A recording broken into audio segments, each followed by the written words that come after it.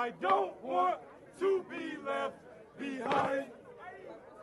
They said, the few are chosen. They said, the few are chosen. They said, the few are chosen, and I don't want to be left behind. Well, it's a T-O-O, and now it's time to go. Well, it's the new train. We rolling down the train. We want to show you how we keep it back. It goes up, a shiggly, it goes up. You say, a say, money. How y'all doing and welcome. I am Willie Williams. Appreciate y'all for joining the player. Subscribe. Please remember, go around to the WillieWilliamsShow.com. Y'all check out a few things. Subscribe to the website. If you would like to support a player around here, you can get something for you and them little ugly ass babies by clicking the Get link on the website. If you'd like to see what we call the event video, please go around to the Patreon, the Willie Williams Show. The link's down there in the description. I need you liking, sharing, telling somebody about a player. We try to get the thumbs up over 500 in every show so we can do something to the algorithm. Listen, we got a PayPal link down in the description. We got $, top and bottom. Willie Williams Show, that is the Cash App. And if you just so happen to hit that super chat, please don't go over $5 because the player don't know if he getting it or not. They say I get 30, they say that they get 70. God damn it, I think they getting the whole 100. Remember, the midday news show, if you can't watch it with your eyes and you can't use your peripherals and see a player, big word, I hear any goddamn screen. We do got a thing called a podcast on Anchor and Spotify, the Willie Williams Show. Please follow me on IG and Twitter at the WW Show. Appreciate y'all. Appreciate y'all. What's happening and welcome. I am Willie Williams. Appreciate y'all for joining me. This is the Willie Williams Show. This is the midday news show. How y'all doing? I hope that y'all is all right. Today we got a lot of news going on to get into, y'all. We also streaming live right now on twitch.tv.com, the Willie Williams Show. I really would appreciate if y'all going over there and become a follower. We have 171 followers, trying to get up to 175 followers by the week's end. I would appreciate the support around here. Support is a verb. Support is a verb. That's what they say. That's what I believe it is out here. What it do. Today is June the 18th, 2024. We finna have a day to where we finna talk about specifically choices. We finna talk about choices. We really finna talk about choices of beautiful babies out here in these doggone streets. And then we're gonna get into a whole bunch of other stuff right there. Listen, we're gonna be nope, I'm not gonna say it right now. I'm gonna wait till we get some more people up in the building. What it is? The 304. Hell, the 305 is in the building. What it do? That day counted. What's happening? Said the 757 is up in the building. Nebraska is up in this thing. What's good out here? North Carolina is in the building. Come on in. Shout out to Phyllis for the $1 cash app. Say, hey, Miss Shirley's prayers for you and Jermaine. Love you, Willie. Love you back. I appreciate that right there. Sending our prayers out to Miss Shirley and Jermaine. Hope that y'all feeling good. Hope that you're feeling good. Give yourselves a pat on the back because y'all made it over 100 by 06. Boy, y'all ready for a player to go ahead on and get right on into it. That's what I'm talking about. Listen, y'all, I need your support around here. Like I always state, we have this thing called thumbs up. We have give a player a thumbs up. Here we got Cash App, PayPal, Super Chat, Patreon, share button, join button, subscribe button, and more. That's what's up. I love when you put that up there. Thank you. I really do appreciate that right there. Oh, man. All right. We come to work. We come to work, and that's what we finna go ahead on and get into real quick. Hold on. Oh, my God. Damn it, I tried to set up my Twitter thing. I've been fidgeting around with the Twitter thing and still could not set that thing up, although I did not spend like a lot of time trying to set it up, but I'm gonna spend more time when I go ahead on to get off of here to set that thing up, because I do want to start doing the Twitter thing. I'm just trying to bounce around some of everywhere to see where we can land at, you know what I'm saying? For those of you who is new around here, subscribe, share, tell somebody about a player. And please remember, go right to the WillieWilliamsShow.com and subscribe to the website. That's where you can find everything at. And do not forget, over at the Willie Williams Show 3 channel, Check out the standalone videos. I upload those every single day. Well, at least 6 days a week out here in these streets. So please go around there and support a player. We finna walk through a little something. Yesterday it was Monday. So yesterday it was Monday. It was a slow moving day. It was a slow moving Monday. That's typically how it goes out here. A 21-year-old. Don't do that, baby. Don't just start talking when I ain't said talk. Don't do that. She done throwed me off real quick. Throwed me off bad just then. But anyway, y'all, let's go ahead and get into a little something. Because I seen a lot, I heard a lot, and a lot of things I'm just gonna have to say something about. I know this is gonna hurt people's feelings. I do get that right there, and that's typically why I kind of like to do it. Listen, I like to hurt people's feelings. And am I a bad person? Because I think that I'm good people's. But am I bad that I want to see your feelings hurt? And I don't mean just to hurt your feelings. I want to hurt your feelings so you can, in my mind,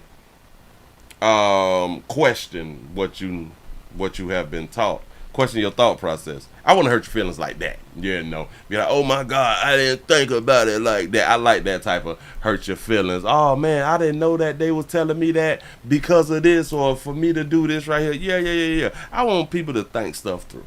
Say, yes, you bad, Willie. I am so sorry. I don't mean it. Listen, I don't mean to hurt anybody's feelings. It's not really, but I like to hurt people's feelings. That is a contradiction, ain't it? I think that was no. I don't like to hurt people's feelings, but I like when people's feelings get hurt. That may be a contradiction. Damn it, don't judge me until you walk a mile in my shoes. My mama black, only God can judge me, he know my heart. That's what's up. Y'all finna go ahead and get into this right here. Whew, I got a question about parenting. Let's talk about parenting real quick. We got a 12-year-old girl who snuck out the house. Now, why would a 12-year-old girl sneak out the house?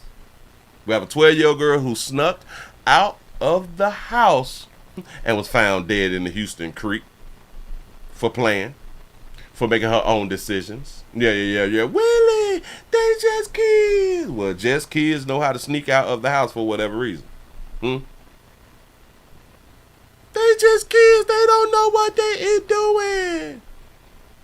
Right? They don't know. No. So sneaking out, have no idea what they doing. They know how to work these doggone cell phones real good. They have no idea what they doing when they're keeping secrets and sneaking out the house.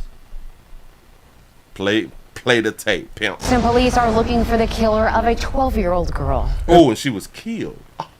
Investigators found her body in a North Houston creek early this morning. KPRC2's Bryce Newberry is live at that scene on Rankin Road near Kirkendall tonight as investigators are piecing together her last steps, Bryce.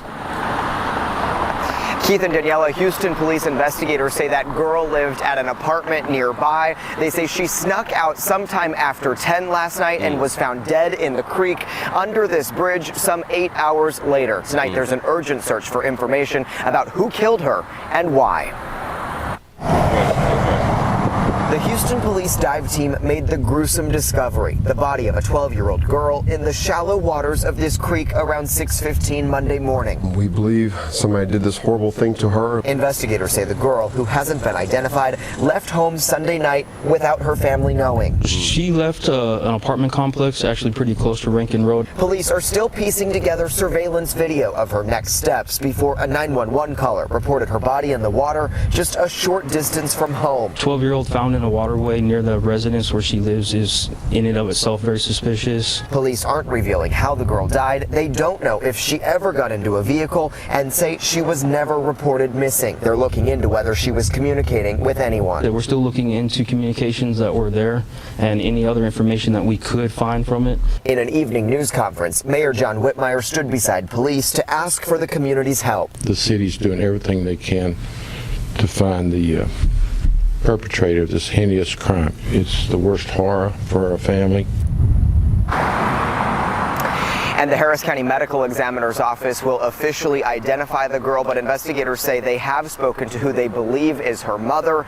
They describe her as devastated. If you have any information, you can report tips to HPD Homicide or anonymously to Crime Stoppers at 71322. They said that they had done spoken to a woman who they believe was the mother, so we have not verified whether it's the mother. I've spoken to who they believe is her mother. They describe her as devastated. If you have any information, you can report tips to HPD Homicide. So a mother's devastated, and I'm pretty sure that any mother would be devastated. Any mother, father. Notice that they only spoke about a mother. I don't know why they didn't speak about a father, because we have a 12-year-old. Oh, 12-year-olds, a lot of times they don't have fathers. But that's what's up. Any mother would be upset or devastated, just can't believe that their baby dead, because the child left the home after 10 o'clock. The child was supposed to be in the house. Now, a lot of people can make the argument, well, you're supposed to look in on your kids and all that fly stuff right there. Let's just be honest, we ain't doing that right there. Come on now. If everybody is in the house at a certain time, you know what I'm saying, 7:30, 8 o'clock, you not going around and checking on your doggone children when you got to go to work and all that fly stuff right there, because everybody know they damn role and they're supposed to be in the house. And typically we don't have runaways. Like typically our children, they don't run away. So we just... maybe if we get up to go to the restroom, we may check on the child. You know what I'm saying? But we just not treating it like a prison, like doing hourly checks or something like that. Like that's really unrealistic. So hell, we can't blame the parent. We can't blame the parent on this right here. We got to blame the 12-year-old for getting herself removed from Earth. I know, Willie not supposed to blame the victim, but I have to. There's no other person to blame. Well, let's not say there's no other person to blame. The person who also killed her is to blame too, but she caused her own death. She contributed to her leaving Earth. If that sounds better to a lot of you people. Shout out to Prophet Made for the $2 cash app. I appreciate that right there. That's what's up. Yeah. He said we need to go back to putting bars on the windows out here in these streets. They will say that that's a fire hazard, Willie. Can't do that. But anyway, listen, sad. And to all of the young people, which, hell, you may not never get to hear this show because they block out stuff that's not for kids, but this message should be for children. A lot of times it's best to pay attention to the adults, and you don't know it all. You don't know enough, but when you get to choose your gender, who am I to tell you that you don't know enough? You know what I'm saying? Moving right along, I ain't gonna eat much hold you. Yeah, damn it, we allow them to do certain things, but they can't climb out of windows. They can't do what they want to do. Watch this.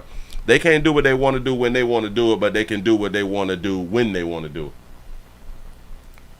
Meaning they can choose to be whoever they want to be when they want to choose to be whoever they want to be. But when we as adults tell them what they can't do, we expect for them not to do it. I don't really understand. I don't really get it. Shout out to Prophet May for the $2 cash out. He said mom was out celebrating Father's Day, # single moms. It is a shame that they didn't say anything about a father, but I don't even know. Is it like a shame nowadays? Like, it's almost we should be used to people not having no damn daddies? Or do we not want to make it a normal thing? We don't want to make it a normal thing, right? We should fight for fathers, right? Isn't that what we should do? But as we know, we don't fight for fathers. Move right along. I ain't gonna eat much hold ya. I'm not here to make y'all depressed. I am here to show y'all the doggone news and talk about it, discuss it, and do all that. You say, do you care, Willie, about who? It's not personal. No, I don't, and I don't pretend to care. Say climb out and get a job. You know what I'm saying? It would have been different if the 12-year-old was going to work or something like that right there. But due to this thing we got called child labor laws,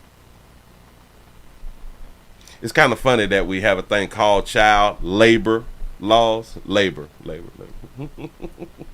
Hilarious. Don't even worry about it. Move right along. Bam. We have a Marietta doctor. A person with a degree. A Marietta doctor. Don't do me like that. I'll talk to you later. Talk to you when I get off work.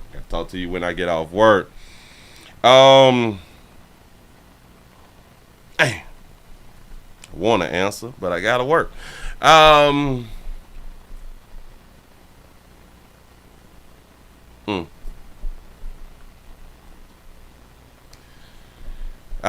on. Wait a minute. I'm about to call back. We have a Marietta doctor. Who they say was killed, removed off Earth by her. We have a Marietta doctor who was killed, and the husband has been arrested for it. Here we go. Police have arrested a man for the stabbing death of a Marietta woman. Officers say it's the woman's ex-husband, 49-year-old Mickey Woolery. Fox 5's Denise Dillon is live in Marietta. And Denise, you've talked to friends of the woman who are just heartbroken. Shout out to Swaggy Dig for the $2 cash app. Say happy Juneteenth, Hair Eve, Pastor. Appreciate that. Oh, it is Juneteenth Eve out here in these streets. Here we go. Yeah, they certainly are. I mean, this was a shock to so many. Dr. Samantha Woolery was a mom of two. She had recently graduated from medical school and had a bright future ahead of her. Samantha she's one of a kind. Shout out to baby for having her real. Lisa Ekpo went through med school with Dr. Samantha Woolery. She's that friend that just always present. She feels everything you feel. She's always there to support you without judgment. When Woolery didn't show up for work over the weekend, friends went to her Marietta apartment on Williams Drive to check on her and made a horrifying discovery. Their friend had been brutally attacked and murdered overnight. She was deceased when officers and medical responders arrived. There was no chance at resuscitating her. Marietta police say evidence pointed to Woolery's former husband, 49-year-old Mickey Woolery. Investigators say they used technology, including license plate readers, to track Woolery to Indiana. Local police eventually found him in a house, but he didn't go willingly. He attempted to flee out of the back of the home and run from those officers and was later apprehended in a wooded area behind the home. This is a violent fugitive that is now being held accountable. Samantha Woolery was just about to start her residency at Morehouse School of Medicine July 1st. The school released a statement that says in part, Dr. Woolery, known for her kind spirit and exceptional ability to connect with others, was set to begin her categorical residency. Her loss is profoundly felt within our Morehouse School of Medicine community. She was always outstanding, always shining. Her life was just about to. You say doctors and nurses sure knew how to pick men to be so damn smart. All that schooling just gone. That's a fact. Take off. She would have been such a brilliant surgeon. Mickey Woolery will be extradited back here to Marietta. He faces numerous charges, including murder. Police say that neither of the couple's children were inside the apartment at the time of the attack. Reporting live in Marietta, Denise Dillon, Fox 5 News. This is who the doctor picked.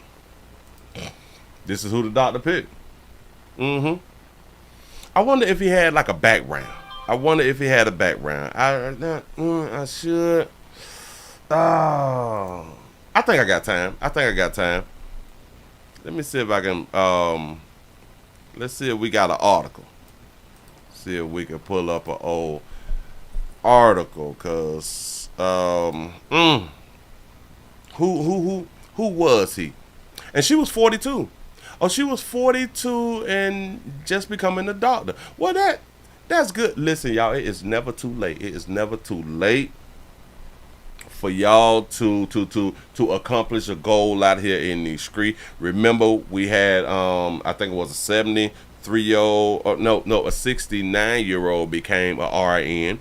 You know what I'm saying? We had an 85-year-old who got an honorary graduation diploma from high school, stuff like that. So it's never too late. Let's see. Let me put this up on the screen because I'm looking at something through Fox News right now. Fox News have this up. They say arrest in Marietta's doctor's death. Let's see what we got.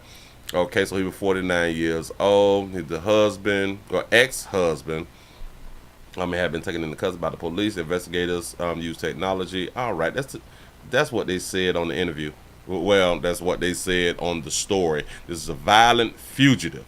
Where he attempted to run. This is a violent fugitive that is now being held accountable. Okay, got it. You say he is being charged with felony murder, felony assault, aggravated assault, felony aggravated battery, and felony possession of a weapon during the commission of a crime, and felon malice murder. Marietta police are also now working with the Indiana police to have him extradited to Georgia. Got that? Who is the doctor? All right, here we go. They did like a whole article on this beautiful baby. Dr. Samantha Woolery, I think that's how you pronounce it. I forgot how they had them said it. Murder was a shock to many. She was a mother to 2 teenagers and had recently graduated from medical school and had a bright future. All right, we know all that fly stuff right there. We skimming. She took her photo proud, boy. Bitch, I'm a doctor out here, nigga, out that street. I'm finna do my residency. Hey, this is a real accomplishment. This is a real accomplishment. But it's one thing about getting your degree in education. I keep trying to tell y'all, your school, your college, your prestige colleges and all that stuff right there, do not teach our relationships. It's really, really difficult, especially when we is attracted to who we is attracted to. I hope they talk about, well, who is that there is a GoFundMe. Shut the front door. I'm glad I did some research. But I want to see. Okay, so that's like the last thing is the GoFundMe. Hold on. She's about to start her registry at Morehouse School, yada, yada, yada. The dean and principal, all right, damn it, the vice president of health affairs at Morehouse School of Medicine, yada, yada, yada. They ain't really saying nothing because I wanted to know more about him. I really want to know more about him. We know a lot about her. Say, Willie, men malice murder, women crime of passion. Yes, it's an ex-husband. Now, we got to think about it.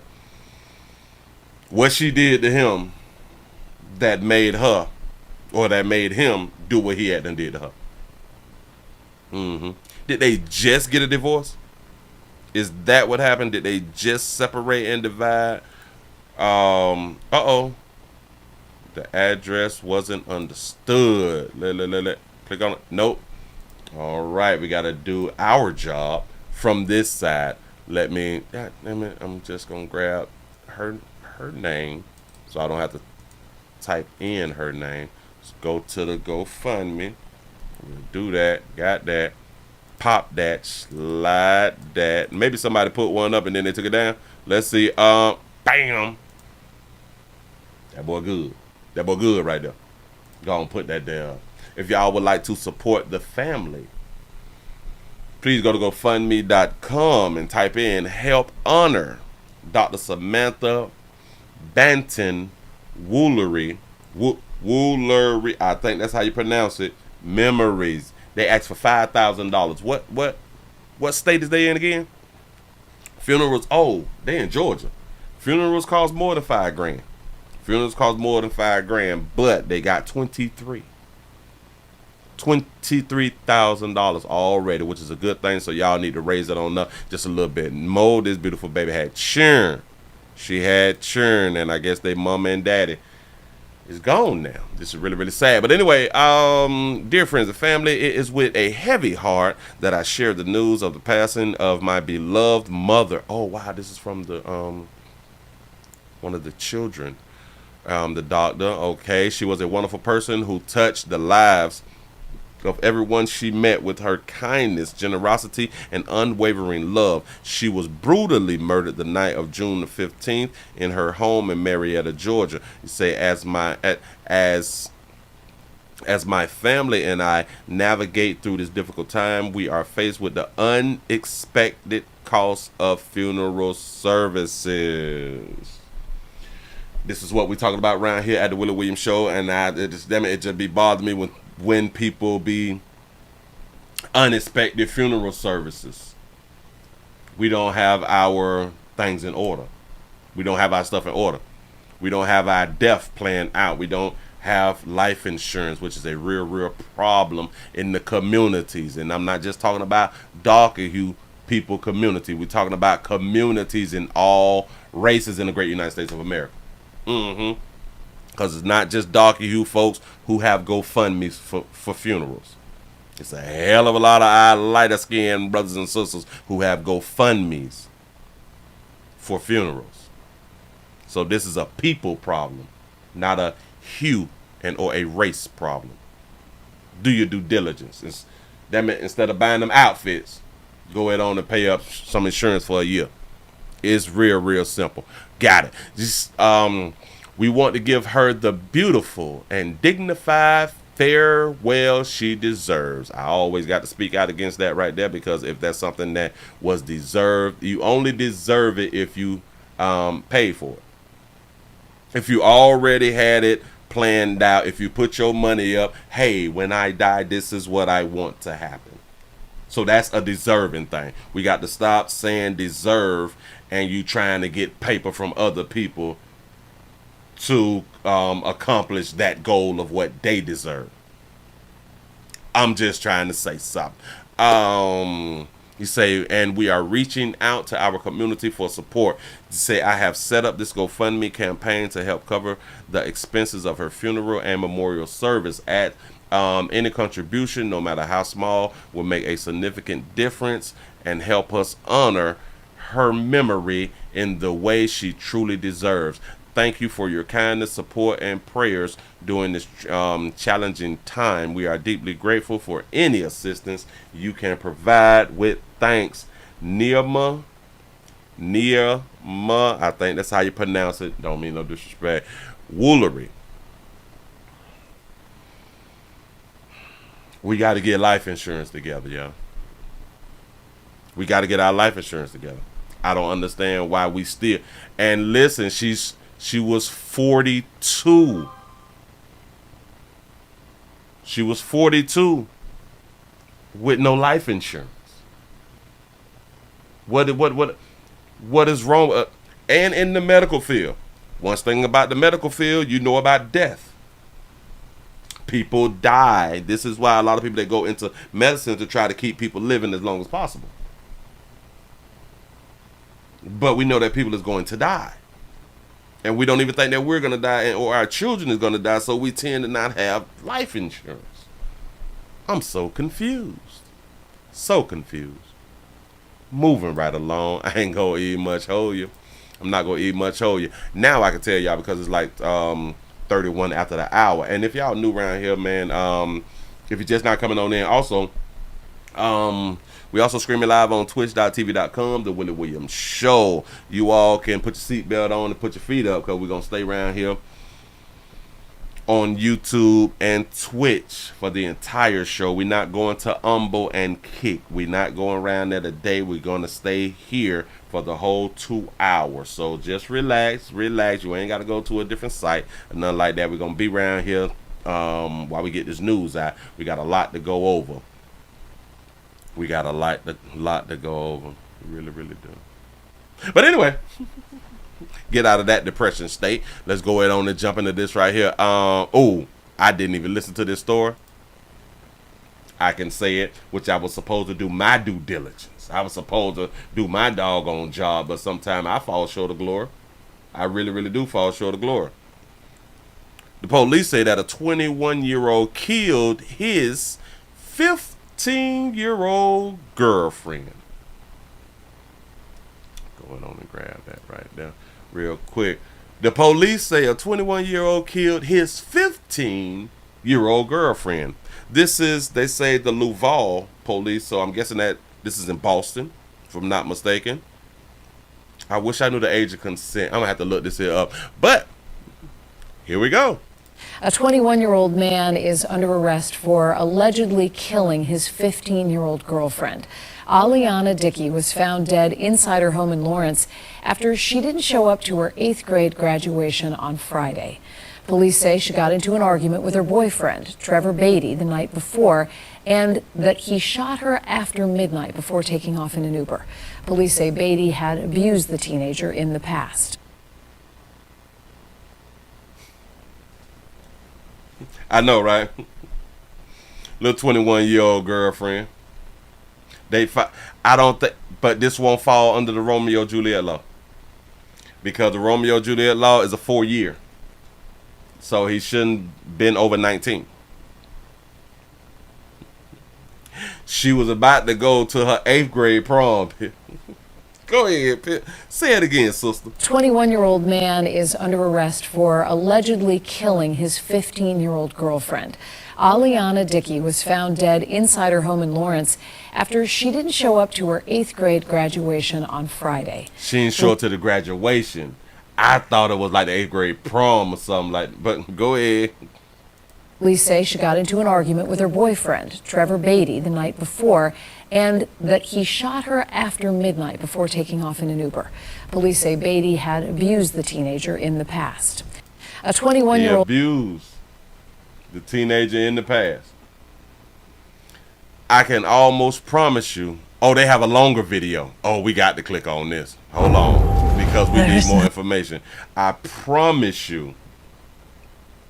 And again, I have not watched this. I promise you, she has no daddy. I promise you this. Do y'all understand that she's 15 and her 21-year-old boyfriend knocked her off? She's been in a relationship with this 21-year-old. This ain't just start. She's been in this relationship. She's in the 8th grade. He said, I turned 15 in the 9th grade. Some people have earlier birthdays. Yes. Yeah. Parents allowed this relationship. Before I even play this part of the video, I don't believe that she have a father. And I don't believe that if she do have a father, I don't believe that he's in the household. I believe that she's a part of a single parent household. And I could be totally wrong, but we finna see what happened. Now they titled this right here. Watch this.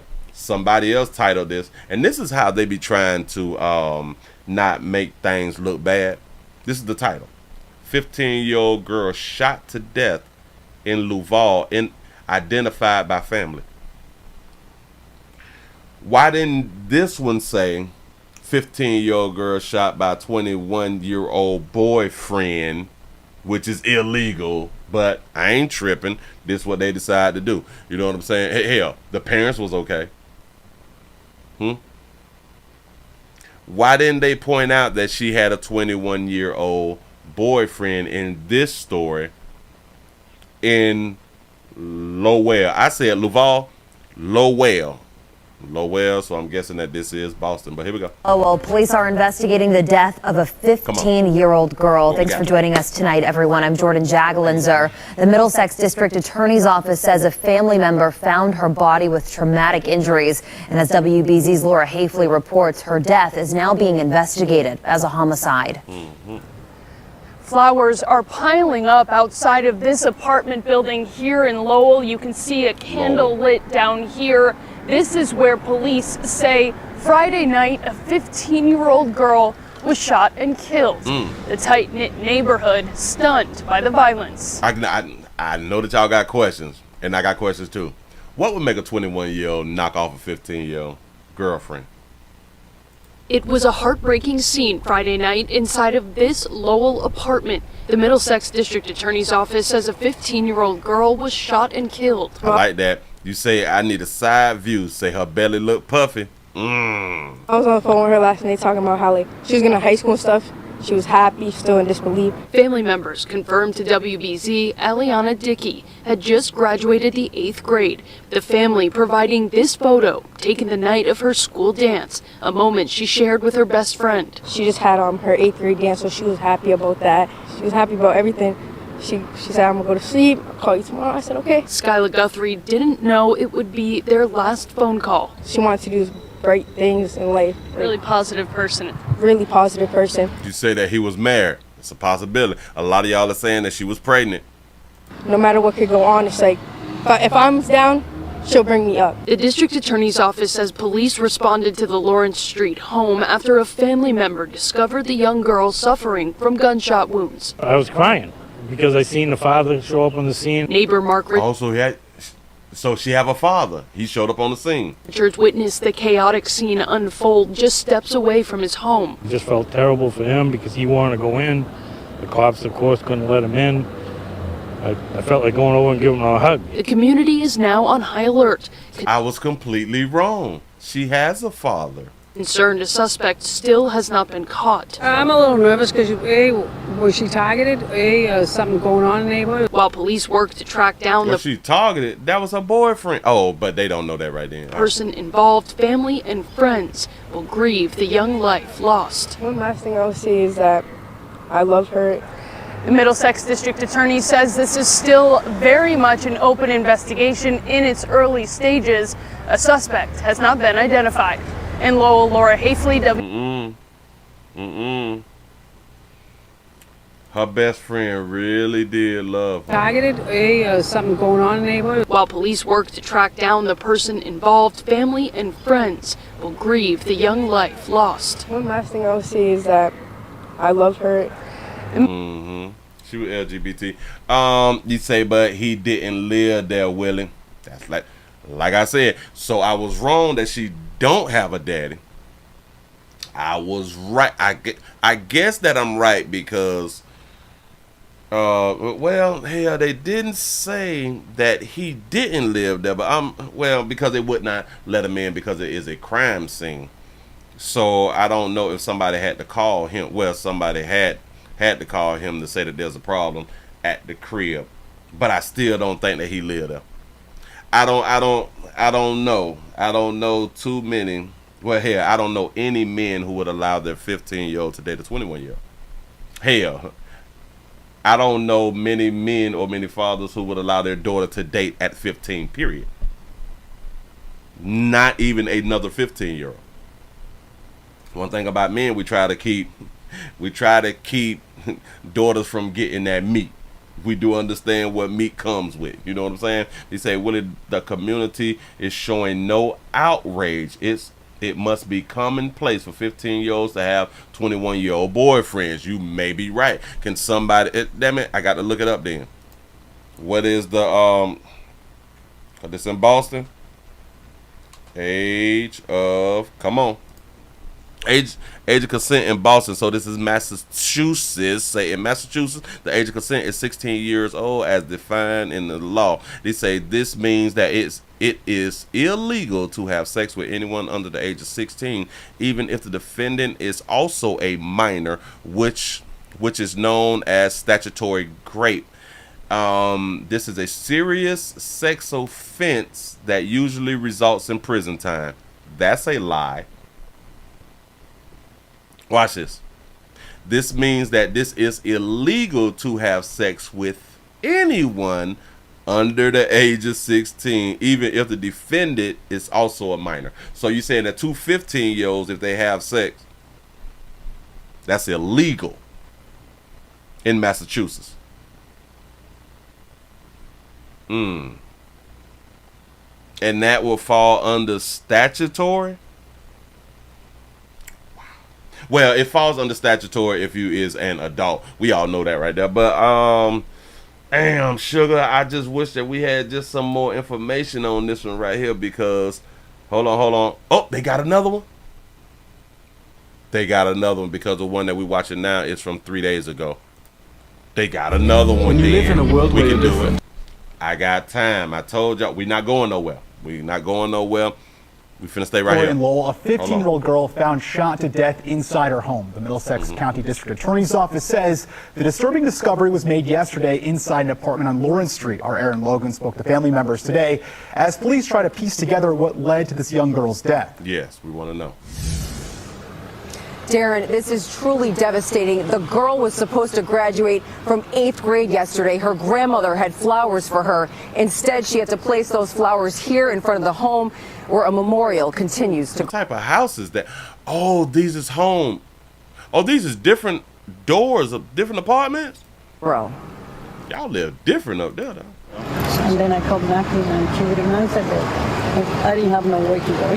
This grandmother later learned the heart-wrenching news that her 15-year-old granddaughter was found dead inside this Lawrence Street home by another family member early Friday night. Friday morning, she went to her granddaughter's school for what was supposed to be a celebration. So she went to the graduation yesterday with flowers and she didn't show up. The Middlesex. Oh, so grandma went to the graduation and she hadn't been knocked off. He said only the boy would be charged. Oh, well, the man, he will be charged. Yeah, County District Attorney says Lowell police got a 911 call at 6 o'clock Friday night from a family member saying they found the teen inside the home and noticed traumatic injuries to the body. When police got to the home here in the 1700 block of Lawrence Street, the victim was suffering multiple gunshot wounds. This is horrific.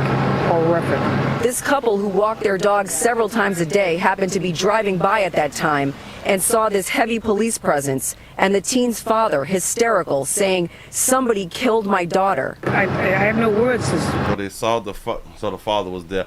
Bam. Ah, man. So I don't know whether she lived with the daddy or not. You say, how are you 15 in the 8th grade? You say my son is 15 and he's in the 10th grade. Well, you have to remember it depends on how your birthday fall, because the typical age is 14 in the 8th grade. And then it depends on your birthday, because a lot of times we be going to high school and you can still be 14 because of how your birthday fall. You know, and sometimes you 15. Depends on when your birthday fall, because we have to think, depends on her birthday, she will be going to the 9th grade and she could possibly have still been 15. You know, it just depends. It really do just depends. You say,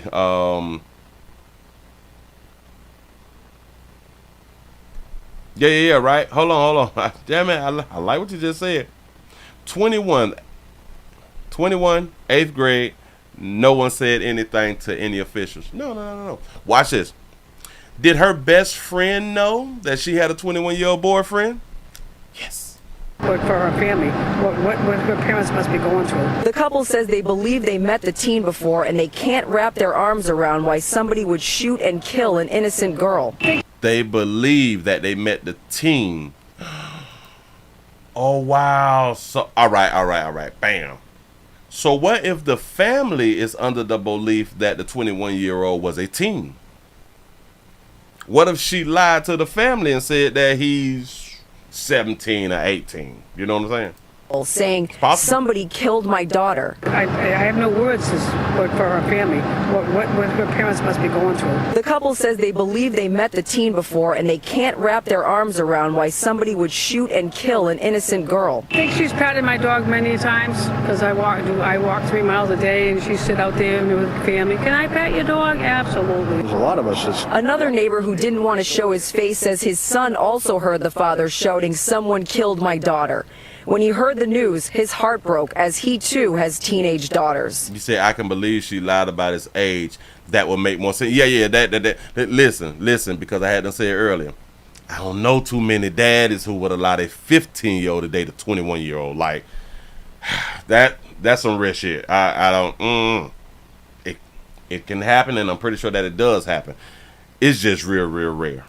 He also said his son saw police in the area Thursday night after hearing what he thought to be multiple gunshots. So I said, no, not around here. That doesn't happen around here. And he said, no, it was pop, pop, pop, pop, pop. All of the neighbors feel for this family, and they hope they get answers soon. She targeted? We don't know. It's just kind of real scary. The neighborhood's all in an uproar. The district attorney has not said anything about a motive or a suspect. The investigation is still very active. Truly a heartbreaking story on this Father's Day weekend. Live in Lowell tonight, Aaron Logan. And oh, she died on Father's Day weekend. That is so wrong. Let me just point out this one thing, because I'm trying to get it right on that picture right there, right about like more of a close-up. Right there. I see doorbells. I don't see Ring doorbells. I see doorbells because they are lit up. You mean that there's no cameras? There's no cameras? What is we doing out here? What is y'all people in Boston doing? You believe that she was pregnant. Now, I can't wait for the update. That dog, we need the update as soon as possible. Listen, if y'all see the update before I do, y'all please send me the doggone update, and it's gonna be about two, maybe 3 weeks or something like that, because they are gonna do an autopsy.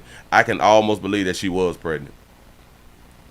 I can almost believe that she was pregnant, and or her and her bestie was in some type of relations, and or he found out she was dealing or talking to somebody else. That's my thought process. I'm gonna stand on that until, damn it, we get an update. You say she was pregnant, child. I can truly believe that right there. I can. Decisions. Ain't that? Didn't I say that? That's what we talking about. Her decisions to pick the dude that she picked. There you go. Moving right along. I ain't gonna eat much holding. I guess we got to go to Atlanta. We going to Atlanta. Let's go on and get into it. Wait, I think that this is Atlanta. Who is this? In the state, yada, yada, yada. Smith State Prison. Talk about Smith State Prison. Talk about decisions. A lot of us, we would never understand. We will really never understand why women choose who they choose. We'll never understand it. We can speculate. We can do all that fly stuff right there. We can always give our opinion, and that's really what we're going to do, because that's what I'm going to do. That's pretty much all that we can do. We can tell women it's not such a good idea to do such and such and such. Especially when it's like in your face that is really not a good choice for how you're picking. Shout out to Sensei for the $5 super chat. He say went to school with a white dude that drove a Firebird in the 5th grade. Say he was 16. 2 black girls 17 in the 8th grade. So glad that my old school got that bulldozer. Wow. He was driving to the middle school. Didn't I hear about people driving in middle school? I believe so. Oh, but they was driving their boyfriend cars. Yep. Yeah, the middle school girls had grown boyfriends who had them Chevys and shit like that right there with the rims on it. Yeah. They like who they like, and they choose who they chose. You say, Willie, it's the meat. Willie, it's the meat. Yes, it is. This is why these babies choose how they choose. And a lot of times, a lot of people will say, well, women choose who they choose because they do believe that they can change a man. They can change a man.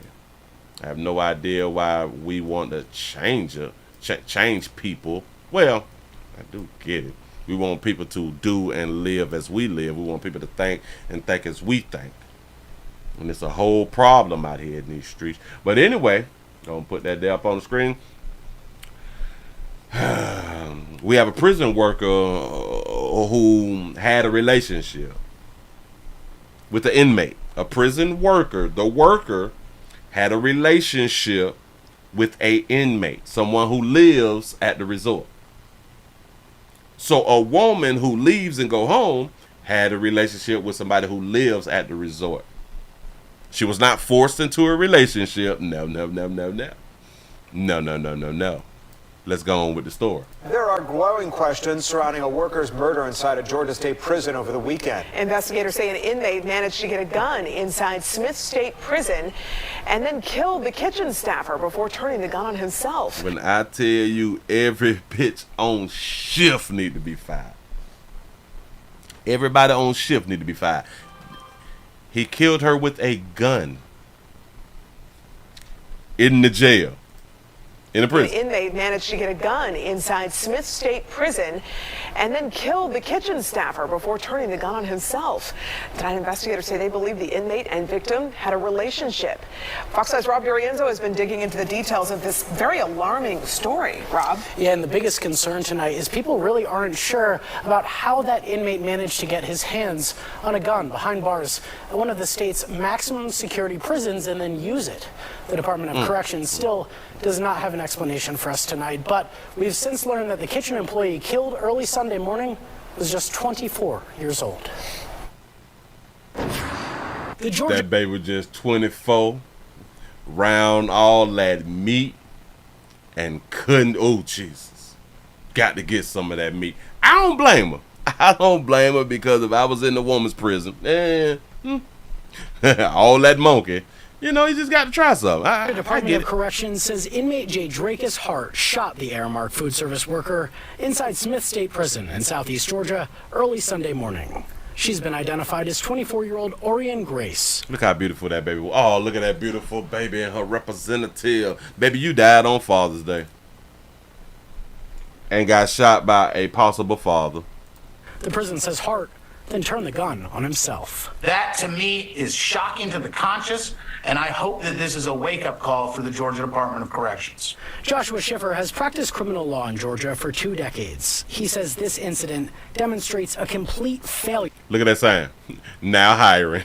Yes. By the Department of Corrections leaders. This institution, Smith, is a notorious institution because it's a high-security institution dealing with some of Georgia's most dangerous and threatening inmates. Back in October, investigators say an inmate there shanked 42-year-old guard Robert Clark to death from behind. Earlier last year, the GBI charged the prison's warden in a sprawling contraband conspiracy. Ooh, so the warden got charged. I don't know how the wardens keep falling short of glory. I'd be so confused. Hart was serving time for voluntary manslaughter and aggravated battery from a 2015 case out of Carroll County. So he's been down since 15. He's been down since 15. Oh, he's been down for 10. Now, that's something that I really don't be understanding about women, but go ahead, go ahead. His earliest release date would have been 2043. He won't get battery from a 2015 case out of Carroll County. His earliest release date would have been 2043. This wasn't a shank or a piece of wood or a razor blade. This was a firearm with ammunition, and everybody needs to realize how dangerous this situation was and how indefensible this death is. The entire state correctional system has been under a years-long federal investigation into allegations of civil rights abuses. The state legislature just formed a committee to review it from top to bottom. This example is an unfortunate reflection of what's happening in Georgia prisons as a whole. Just a little while ago, a spokesperson for the prisons told us they believe Hart and Grace had a romantic relationship. They say he did leave behind a suicide note, but there's still no clear answer about how that gun got into a Supermax facility at this point. I'm Rob D'Arienzo, Fox 5. We need more information. We need more information. Now hiring, listen, if y'all up there in Georgia, they hiring right now. They may get a gun in every now and then. Somebody may get shot, but we ain't tripping. You know what I'm saying? Make sure that you watch your back and treat the inmates respectfully, and you may not have a problem. You say, so she didn't do a background check on the player. Facts. Facts. There it is. Do y'all understand that this beautiful baby? I got to put the picture up on this beautiful baby. And like I be trying to tell y'all, we don't need a heartbeat. We'll smash anything. But this baby with this beautiful representative picture, I know that them boys is out here trying to get that baby. I know that free players, people in the community, players in the community, players at the grocery stores and stuff like that, you know what I'm saying? We're trying to be a part of that baby life. I'm straight, I got a man. He don't come home to damn it, he don't come home to 2043. Big who? 2043. Today is 20, well, it's 2024, so 2043. If we take a year off, now that's 20 more years. He's been down for 10. He's already been down for 10 years. He just had 20 more to go. Yeah. This is who she picked. In my mind, so she got whatever she got. You say she looks overweight. Listen. Our beautiful overweight sisters, they always take really, really pretty neck up pictures. They really, really do take beautiful neck up pictures. Yeah, he had 30 to life out here in the damn street. That baby picked him. She didn't watch it. She ain't picked the player who was about to come home like around Christmas or nothing. She ain't picked the player who was about to jump before Thanksgiving. No. 2043, I could wait 20 years for you. You my everything. You is my all. You listen to all my problems. She's a cafeteria worker. She work in the kitchen. Like a school cafeteria worker, she work in the kitchen. So at certain, damn it, they don't even get that much time to like communicate. I do not believe that they would get over like an hour worth of communication time unless he work in the kitchen. Then maybe her whole 4 to 8 hours. Well, hell, if she get 4 to 8 hours, but well, hell, an hour from an inmate and a conversation, he could take your girl. I'm trying to tell you something. I know something about this right here. Give a player an hour in jail, he could down there take your little la. And she bet not come to work with a problem. You bet have not pissed your little la off and she go to work. And the player got like an hour. Shit, 30 minutes you in trouble. This don't make no sense. He said, Willie, Google black female guards at this prison. They get deleted. Wait. Guards at this prison. Female prison, female guards at this prison gets time for deleting. So I need to Google that right there. And what's the name of this prison? Excuse me, Smith State. Try to get it out. Hold on, Smith State. So, well, here obviously they do have female guards. Yeah. Hold on, female guard. Let's just see. 2 officers arrested in Smith State. 2 correction officers, and that was back in February. Let's just say dead. Smith State. So this was 2 days ago, 13 hours ago. Florida inmate had personal relationship. We got that right there. Yada yada yada yada yada. I'm gonna have to find it later on. Hold on. One inmate. State officers killed by inmate, Georgia. Yada yada yada. Got that right there. Either you're gonna have to send it to me. You got to send it to me because I can't find it right now. I can't do like a real good search on it right now. But anyway, hold on.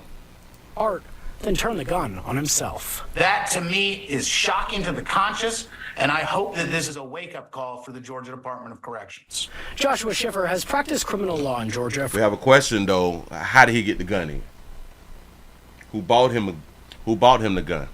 Hell, did she bring him the gun?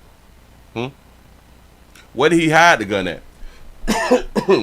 Well, I guess that there's plenty of hiding spots inside of a prison, but who the hell would bring him a gun? I wonder what brand of gun it was.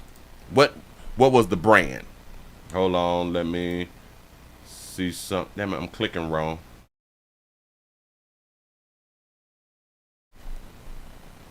Clicking really, really wrong. Let me get myself together. Hold on.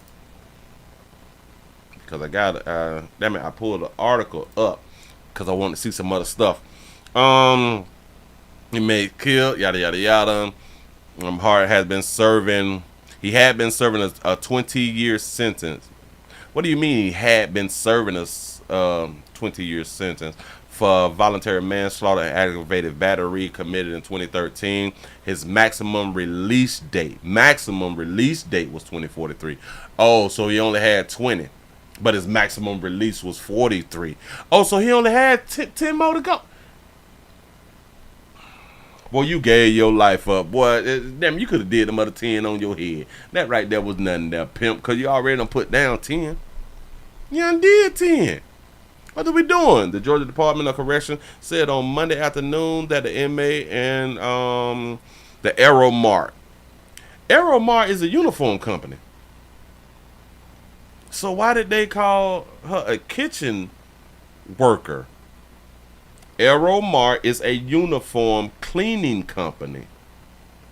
It is a cleaning company because they clean rugs and stuff too.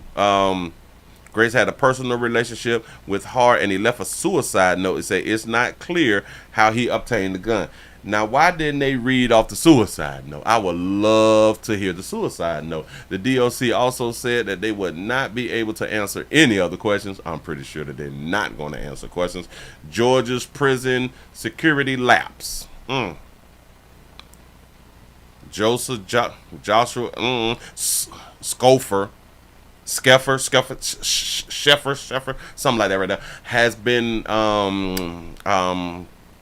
he was the one who was practicing law in Metro Atlanta, yada, yada, yada. We heard from him. The idea that a firearm and ammunition was able to be acquired by an inmate in Georgia maximum security prison is indefensible. Yes, it is. And like I said, everybody needs to be fired.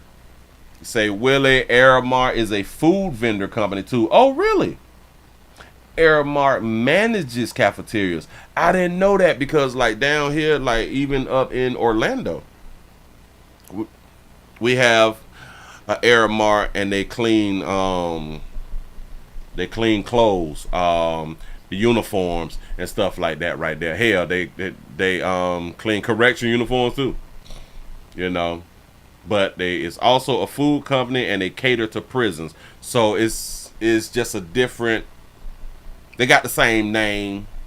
But they're doing different services, I guess. So there's food service. That's what's up. I'm learning something. I appreciate y'all for educating me on that right there. Let's scroll down, yada, yada, yada. Months later, investigators say that the inmate shanked the 42. All right, we heard all that fly stuff right there. I'm trying to see if they're just going to give us any more information about Lil Buddy. Announced plans to the current operation. We don't care nothing about that right there. 1.6 billion investments. We care nothing about that right there. The state has partnered with Guide House, yada, yada, yada, company, doing nothing. The commissioner, yada, yada. The governor appointed me. I don't care nothing about that. $7 million worth of contraband from our prison, shutting down the largest contraband trafficking ring in the country, and more. Listen, you should not find $7 million worth of contraband in the prison. Everybody needs to be fired. Everybody needs to be fired. Period. Point blank. From the war known down, everybody. I don't care if y'all ain't had nothing to do with it. And the sad part is because a lot of people, they don't have anything to do with it. A lot of people, they got their jobs and they just want to come and make their money and go home. But because this is your crew, you ain't willing to tell, everybody must go then. Everybody must go. But this goes back to you beautiful babies picking these players. All the meat in the streets. That baby want that meat that's locked up. Oh, and there's something else that I want to say about this right here before I let y'all go. Before I let this right here go. He's been down for 10. Had 10 more to go. Do y'all females really believe that men can be down that long? And haven't done something with another man? Me personally, I do believe that it is possible. But you got to think it from both sides in my mind. It seems to me that a whole bunch of women... Do you know that women will get with a man in a full-blown relationship after 20 years, 30, 40 years? Say gay for the stay? But the reason I'm saying that because women typically will use that diss of you gay. You gay or you the F-bomb. You know what I'm saying? They will say these type of things to talk crap to you. They would use it in a derogatory term. Well, they would throw this out to shame you. To tell you that you ain't nothing. You ain't nothing. But they will still date inmates who have been down for a very, very long time. This is crazy to me. And then you have to think about this right here. A lot of them will date the inmates because the inmates, they will listen. They ain't got nothing but time. Inmates got the best game in the world. Because they have time. They have time and they can practice and they do all this fly stuff right there. You say a lot of women like bisexual men. Oh, I can believe that, especially in Georgia. Oh, especially in Georgia. There's so many women who is in full relationships with bisexual men. And it's crazy because I've heard some of them have problems with gay men, but their man is gay. It's crazy to me. And they will still use that term as derogatory by calling the man gay while smashing a gay man. But this is one of those things that we could say, oh, this is a self-esteem problem. We could say that, but then again, it's like in the beginning when I had them said, well, she's surrounded by meat. She's surrounded by dudes who got some of the best physiques on the planet. She is surrounded by dudes who have good medical, good dental. She's surrounded by dudes who get proper sleep. She's surrounded by dudes who is in air conditioning all day, got that good skin. And she's surrounded by dudes who will listen. Dudes who will compliment her on the daily, multiple times a day. Them dudes will give her that attention. And pretty much in a prison, a female has the pick of the litter. She can pick any one of those handsome players that she wants. Damn near 10 times out of 10, there's not one player who will turn her down unless they just don't like women. And or they just don't like her. You know. I believe about 99%, or we just have the inmates that just don't do black women. But even still, I do believe that the inmates that don't like black women will smash a black woman in prison if she offered it. Because they have not had intercourse, or allegedly they have not had intercourse in a long, long time. This is so I can understand it.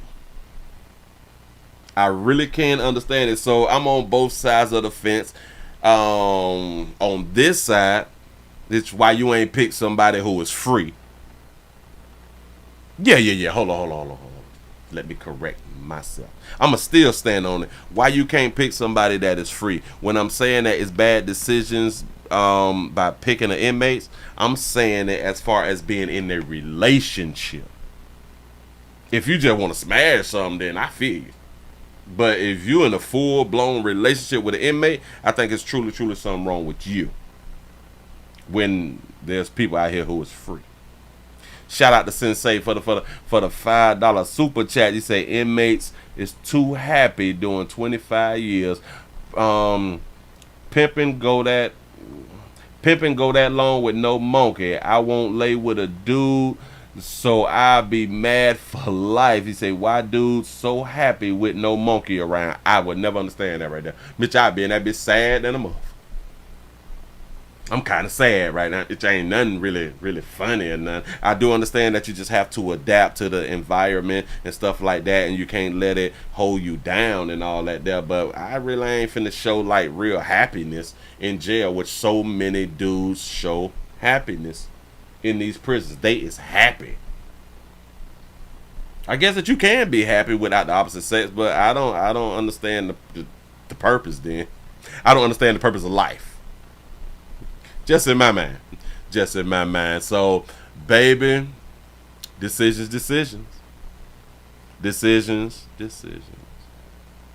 Shout out to you beautiful babies who is picking our brothers who is down right now, and y'all is really supporting our brothers who is at the resort. Y'all putting money on these players' books. Y'all having conjugal visits. Y'all in whole relationships with our players who is behind bars, and they need love too. They really do need love too. A lot of us, we will look at you as if something really wrong with you. We really would look at that right there like that. But to each his own. Damn it, you like who you like. You like who you like. I don't know, but y'all pick the murderers and and y'all be picking like the child molesters and shit like that right there. Well, if he molested Churn, I ain't no child. He ain't gonna molest me. I'm gonna give it to, you know what I'm saying? Y'all be like that right there. And hey, man, yeah, what it is. Yeah, what it is. Moving right along, I ain't gonna eat much hold ya. I'm not trying to make y'all sad. Listen, if you're just not coming on in, man, we also streaming live on Kick on twitch.tv.com, the Willie Williams Show. I really do appreciate y'all. We is over 300 people. Hell, we was over 400 people, and I do appreciate y'all for getting these likes up over 300. That's what I'm talking about. Man, I need your support. And it's only 14 after the hour, so thank you. I guess a lot of people, they really want to hear that story right there. Let's move it right along. I don't need much want to hold you too long, but I'm going to hold you. Let me stop saying that right there. We have a Round Rock mass shooting. 2 women killed in the crossfire. In a Juneteenth celebration in Round Rock, police are still looking for the gunman. The ATF is offering a $5,000 reward for any information that helps them arrest a suspect. Oh, yeah, we spoke about the Round Rock. Go Today, ahead. police identified the 2 women killed, 33-year-old Lindsay McNair from Manor and 54-year-old Ava Duke from Pflugerville. 14 others were hurt. Police say on Saturday night a fight between 2 groups at that festival turned to gunfire, and neither of the women killed had ties to either of those groups. Now we're hearing from the families of those victims. KVU's Darrenisha Heron was at today's press conference where McNair's family spoke about their loss. Quita, Brian, the press conference today was very emotional. The McNairs took their children to Round Rock's Juneteenth celebration last year, but this year they chose not to. A decision that shielded their children from seeing their mother's tragic death. Life for this family of 4 will never be as pictured again. They took a mother who loved her family, her kids. She loved me. Kevin McNair II, standing in front of what's left of Round Rock's Juneteenth festival, struggling to explain his wife, Lindsay McNair's last moments. She's looking at me, just kind of, like a puzzled look, like she was processing. And she said, I'm hit. 16 people. Man lost his wife at a Juneteenth event. That's supposed to be for black folk, ain't it? Boy, y'all play too much. Were shot in a mass shooting on Saturday at Old Settlers Park. Yes, we do gotta point it out. No tears. He was working them up, but we didn't get to see the tears. But Lindsay was one of the 2 who died. And now her 3 children, 7-year-old Kinsey, 4-year-old Caro, and 1-year-old Kaya are left without a mom. News their dad had to break on Father's Day. Something I never thought would happen. Kevin says Lindsay was a great attorney, but an even better mother. Oh, she was an attorney. Oh, wow. Amazing. She was a genius. She grew me as well as kids. She was able to grow me as an adult. Instead of lashing out at the person who murdered his wife, he had this message for the shooter. I want whoever did it to grow, teach somebody else that's going down the wrong path. Even with the... You want the person who shot your wife, the mother of your children, to mentor the people behind. extra support, the Vignaires' lives are changed in a way they never pictured. As long as we stay together and unified, we'll be just fine. Lindsay's absence is already being felt. Today's press conference was held up because Kevin needed someone to help him with the girl's hair to get it up to Lindsay's standards. Now they're operating on one income. If you would like to donate, just look for this story on our website, kview.com. In Round Rock, I'm Darren Shaharan, KView News. Now they're operating on one income, so that means that we have a GoFundMe out here in the street. If you all would like to support the family, we're gonna pull it up in just a smidgen. I didn't even know that they had one, so we're gonna have to go ahead on and find it. I'm gonna say something about that, but not right now. Darren Easton, thank you. Tonight we're also hearing from the family of Ira Duke, who was also killed on Saturday night. She was a wife, mother, soon-to-be grandmother. Her loved ones called her death senseless and spoke with KVU's Adam Bennett about the legacy she leaves behind. Glad you just pointed out she was a lawyer, though, right? I'm gonna save it. Go ahead. As crews broke down the setup from the Juneteenth celebration at Old Settlers Park, there was no sign of the tragedy. It's like a dream that I'm still living and I haven't woke up. Now a permanent part of Christopher Duke's life. It hurts and it's senseless, it's carelessness. Duke and his wife of 21 years, Ira, went to Saturday's event. As Christopher Duke was leaving the restroom, he heard the sound. Oh, that's firecrackers. What y'all running for? I casually walked back to my seat and I was flagged down that my wife was injured. From that time, it was just no response and no action, and so as everything is progressing, we try to revive. It wasn't looking good. Duke. So we also got to point out, we had no tears. We mean no disrespect when we tell y'all is no tears. We just point out what we don't see. Came home and told the couple's only daughter, Alina, the news. He had said that she got shot, and instantly, my heart it sank and it started beating like really, really fast. Alina was just days away from her 21st birthday, pregnant with her first child, and about a week away from moving to London to join her husband. I had already mentally prepared to leave, I guess, but I just wasn't prepared for her to leave. Ira Duke was an administrator and founding staffer at Idea Runberg. The principal told parents in a letter that Duke was, quote, a wonderful person, loved by her family, friends, and entire Rattler family. You got a good point right there. You say men are not trained to cry. Men are trained not to cry. Yes, we are. Yes, we are. We will miss her greatly. Duke's family says that love for her students. It was, hey, we need you in the classroom. I'm right there. And for them. She would call me when I was at school just to check on me and stuff like that. Is the legacy of kindness and giving that will always be here. KVU's Adam Bennett reporting. In lieu of flowers, Ira's family asks that the community donate to charities she was passionate about, the Boys and Girls Club of the Austin area, or NPH USA, which supports children and young adults in Central and South America. Okay, so they're down with Central and South America and all that fly stuff right there. She's pregnant, 21, finna go ahead on and link up with her husband out there in London. That's what's up. Choices. Let's see if we can pull this thing out. The Rockland man shooting. No, that's talking about the governor. I need what we just had done synced it. Husband. Okay, we can do this. I think I'm finna try to find a GoFundMe. over here. Nah, damn it. Got all these little things. Okay, bam, bam, bam, CPR, yada, yada, yada. Hold on. If interested, says Kevin, got that, slide down at the event. I'm trying to find, okay, we gotta go click it. Oh, this is them? All right, bam. Got it.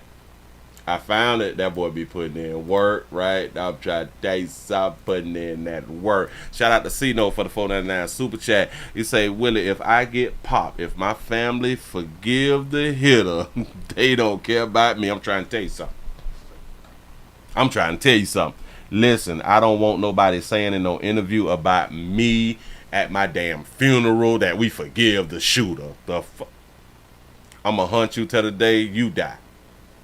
I'm going to hunt you till the day I die. Y'all ever get up talking about what y'all forgive about the person who done something to me? It's not for you to forgive no damn body. It was done to me. If the forgiving is going to be forgiven, then it should come from the person who it happened to, not the people who it didn't happen to. Makes no doggone sense. But I forgive you. You ain't even buried your loved one yet. Damn forgiving. Sick of that word. I do understand that we was trained that way. We was trained with that forgiving shit. If you don't forgive people, then you can't move forward. Damn, I'm almost 50 out here in this street, and I ain't forgiving people for the shit that they done to me. Look how I turned out. I don't understand. I really don't get it. Listen, if y'all new, if y'all just not coming on in, we also streaming live on twitch.tv.com, The Willie Williams Show. We have 171 followers, trying to get up to 175. I need your support. I have not seen. I am lacking in the support. What is we doing right now? Bam, bam, bam. Listen, we have this thing called, what is that? What did they just pop up? This is a YouTube thing. We have 344 thumbs up. Can we get over 400? We need over 400 thumbs up before we go on to get on up out of here. I appreciate y'all, man, for spending the time out. If y'all would like to support this family, support for the Vickneers family in traumatic times. They asked for $100,000. They asked for a whole 100. They got 29 right now. They looking good. Hello, my name is Candace Cooper, co-founder of the Austin Honey Badgers Track Club, and I am pleading with our community to support the Vickneer family.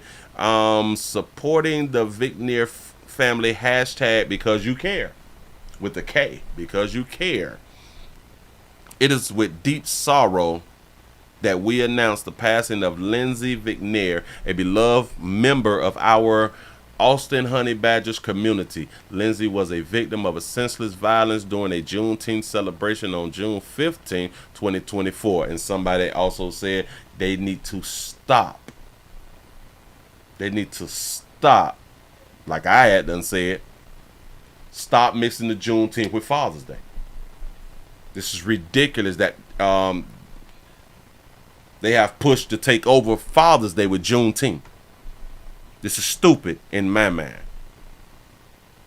The Juneteenth celebration of June 15, 2024 in Round Rock, Texas at the Old Settlers Park. Say she leaves behind her husband, Kevin Vickneer, and their 3 young children, 7 affectionately known as shoestrings by Coach Cooper, and the 4-year-old and the 1-year-old. Lindsay's life was marked by her contagious smile, thoughtfulness, and her unwavering willingness to help others. Her absence is felt deeply by all who knew her. We have created this GoFundMe to support the Vickneers family during this incredible difficult time. Say all proceeds will go towards the family expenses and compensating for the loss of income. Kevin will now have to support the children alone.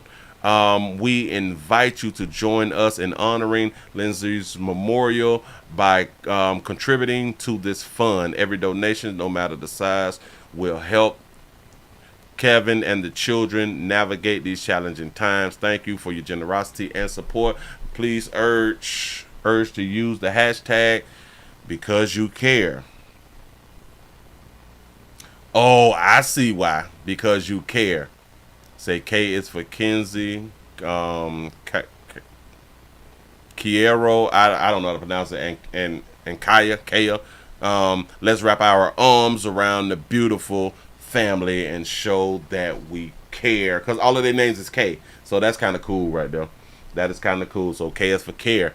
Got updates. Okay, the memorial page to share a memorial to send condolences to the family. Read obituaries and see older updates. We don't know nothing about all this older stuff. We ain't doing none of that right there. Oh, that baby lost her life on the celebration that was supposed to have been for Father's Day. Do y'all understand? Now watch this right here. None of these people would have died on Juneteenth. Well, on Father's Day, if they would have celebrated Juneteenth when Juneteenth is on, which is Wednesday. If the celebration would have been on Wednesday, 9 times out of 10, they would have not lost their life this past weekend. This is crazy because Juneteenth. Hold on, damn it. I'm going to do that right there tomorrow because tomorrow is Juneteenth. Now, what I was going to say earlier, you mean to tell me that they need to go fund me, but she was an attorney.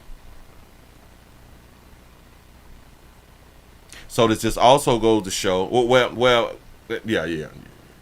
Well, we don't know because they did not say that this is for burial. They did not say this is for the burial of anybody. So I'm going to keep that. I'm not going to say that they don't have insurance because they're not reaching out for insurance and they is not the one who sought this up for insurance. Even the people who sought it up, they didn't say anything about a funeral.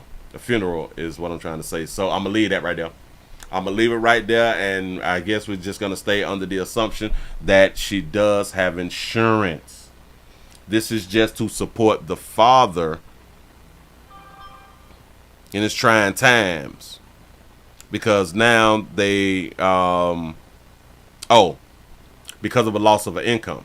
I just want to tell y'all this right here. And this is how you get your money up. Y'all supposed to be living off one income. I know society got y'all living off 2 incomes. It's harder to grow living off 2 incomes. That sounds crazy, right? Shout out to Simone for the $5 cash app. Say how many members of the bar donated. Goals not met. That's what I'm talking about. People need to put that paper up. It ain't gonna hurt her. It's a donation. If I'm not mistaken, I think that you can file it on your taxes and stuff. Think about this right here though. It seems to be it's harder to grow working with 2 incomes. Because we watch people who is in relationships who they use both of their incomes to pay bills. Or to just do shit. Right. In my mind, it's harder to grow working with 2 incomes. The easiest way to grow is work with 1 income. I know that sounds strange to you, right? The reason I say that working with 1 income is it's easier to grow is because you will not live above your means if you're working off 1 income. If one of you just make $40,000, work off the $40,000. A lot of people would do this right here. One person make 40, the other make 80. A lot of you all will live on the 80 instead of living on the 40. See, if you live on one, you can save and invest the other. This is like the fastest way to grow. The fastest way to grow. Y'all both working, but we should not live off both incomes. It should be common sense. But when people have not thought about it, we only know as much as we know. So hopefully I am here to help. I'm here to help. If y'all would like to support the family, one more again, please go to GoFundMe.com and support the Vickneers family. Moving right along, I ain't gonna even much hold you. It's just sad that people died on a Juneteenth celebration. I wonder, was they shot by black folks? And if we at the celebration, you mean to tell me that nobody know the shooters?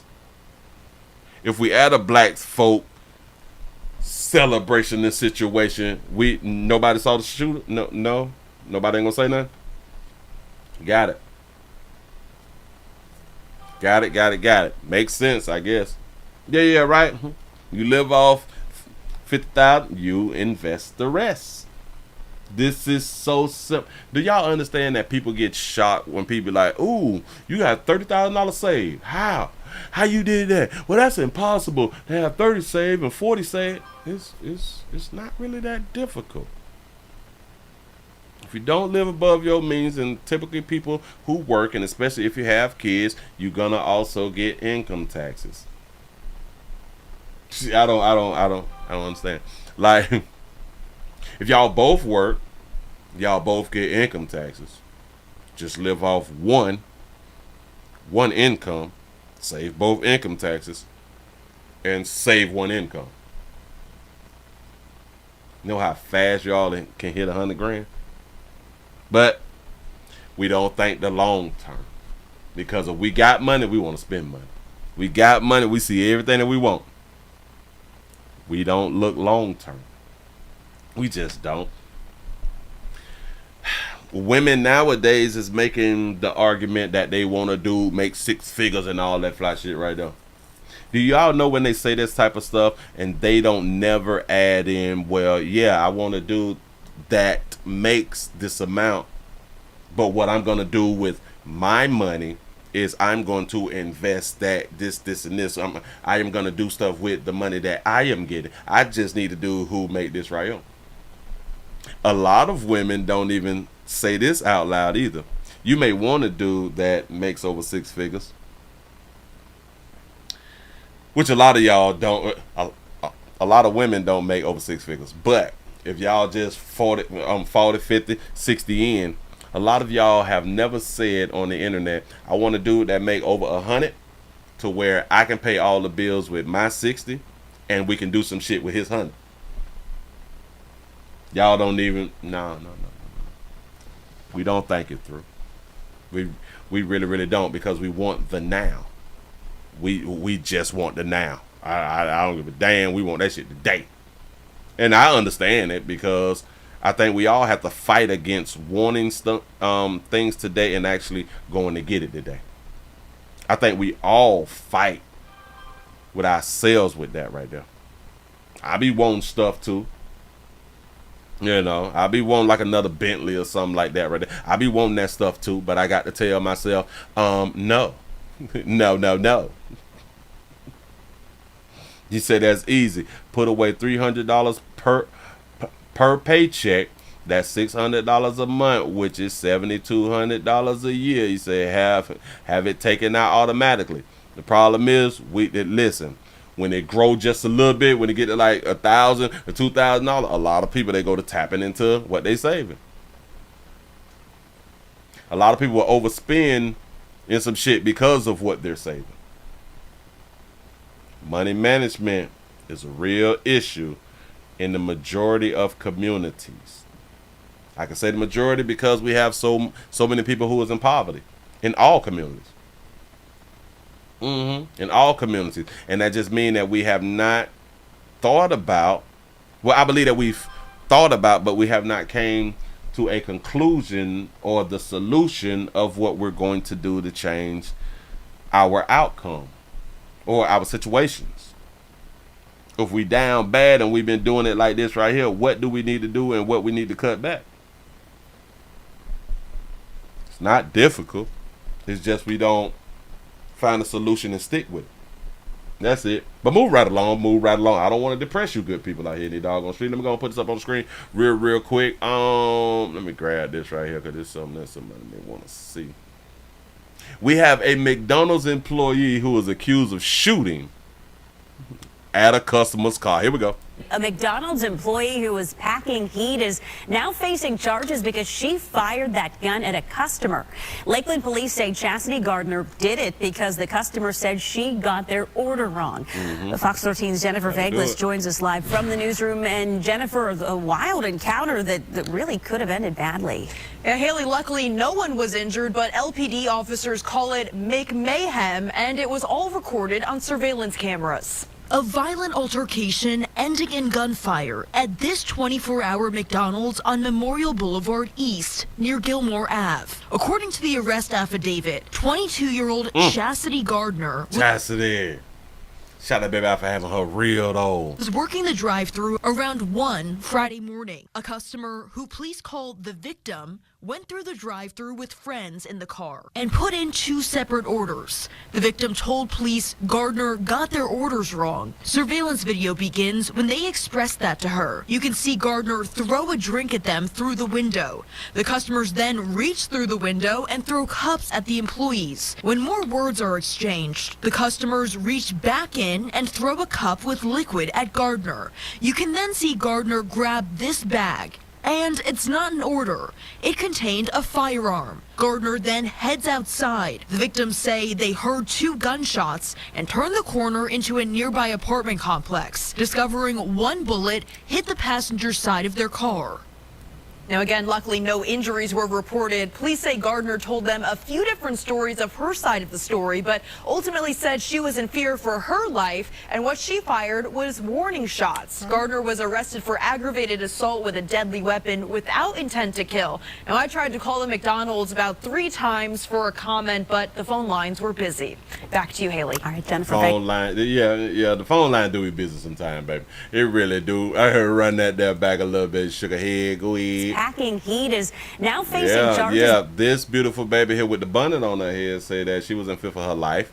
And how do we know that she wasn't in fear for her life? A McDonald's employee who was She outside with that fire. She was just shooting warning shots. packing heat is now facing charges because she fired that gun at a customer. That baby got on a full-fledged bonnet. Now, we don't trip on the bonnets as long as they match. And she got on the black bonnet and black pants, so she's matching. Fired that gun at a customer. Lakeland police say Chastity Gardner did it because the customer said she got their order wrong. And y'all do know that she was in fear for her life, but she had walked outside with her gun. She was inside the building and said that she was in fear for her life. That's why she went outside and shot the warning shots. She was inside, where it's safe at, and felt threatened, and went outside to where it's less safe at to shoot in the air. Got it. Fox 13's Jennifer Vaglis joins us live from the newsroom. And Jennifer, a wild encounter that really could have ended badly. And Haley, luckily recorded on surveillance cameras. A violent altercation ending in gunfire at this 24-hour McDonald's on Memorial Boulevard East near Gilmore Ave. According to the arrest affidavit, 22-year-old Chastity... That baby 22. That baby there 22 again shot that baby out for having her real though. But she had on a bonnet. Oh, a lot of you babies be having on bonnets because y'all be about to go ahead on and get your hair did or something like that right there. Like you just had them took your hair out, but you don't know what to do with it or something, and you waiting like to wash it or something, but you had to hurry up and go to work. So you just throw a old bonnet on. Oh, all right, I got it. Back it up. Look. Near Gilmore Ave. According to the arrest affidavit, 22-year-old Chastity Gardner was working the drive-thru around 1 Friday morning. A customer who police called the victim went through the drive-thru with friends in the car and put in babyface assassin 2 separate orders. The victim told police Gardner got their orders wrong. Surveillance video begins. She say she 52, say ain't no way she 22. When they expressed that to her, you can see Gardner throw a drink at them through the window. Wow. The customers then reach through the window and throw cups at the employees. When more words you are throw cups at the employees, and this forced her or put her in a position to go ahead on and get her firearm out of her bag. Changed. The customers reached back in and throw a cup with liquid at Gardner. They throw cups with liquid. She threw liquid out of the drive-thru. Customer opened up the window, threw cups at first, and then throw cups with liquid. She got a gun. You can then see Gardner grab this bag. And it's not an order. It contained a firearm. Gardner then heads outside. The victims say they heard 2 gunshots and turned the corner into... She was in fear for her life, though. She walked outside and walked to the back to try to find them. Then heads outside. The victims say they heard 2 gunshots and turned the corner into a nearby apartment complex, discovering 1 bullet hit the passenger side of their car. Now, again, luckily no injuries were reported. That's what's up. That's what's up. Shut that baby out for standing her ground. It's flawed. Around here playing. Stand your ground, state. Bust a bitch and go home, state. Please don't run up. We're in fear for our life, state. Free my dog. Get my dog out of there. Listen, she was in fear for her life. It's understandable. She was inside the building, so she was safe. So she went outside the building where it's less safe. Got that fire, let you know. I don't play around here. Pocket, Florida, baby. You know what I'm saying? So that's what's up. So listen, do anybody else have these types of problems? And this is why I keep trying to tell y'all, stay strapped. Keep that thing on you. Well, if you can't have it on you, at least keep it in your bag. Keep it close to your person. To where if you feel like a little, a little scared, you're a little nervous, do your thing, shout it. Really ain't tripping. Again, free my dog. Moving right along, I ain't gonna eat much hold you. Got to be more careful. Y'all gonna leave that beautiful baby right there alone. Fear for her doggone life. Y'all around here, y'all mad about the decision that she had done made out here in the doggone street. I think that's a real problem. Hold on, that's another one suffer. Oh man, we can't do that one. Oh, got to do this one. Oh, I got to do this one. Here's a story about a man named Brady. Okay, here we go. What is this is Seattle. This is Seattle. Crime does happen in Seattle. In case y'all don't know, let me grab this, do this, pop that, put little butt on the screen, look like he about to sneeze or something. You say, in Washington State, a family rescued their daughter. From an Uber driver. Rescued a daughter from an Uber driver who was sexually assaulting the daughter.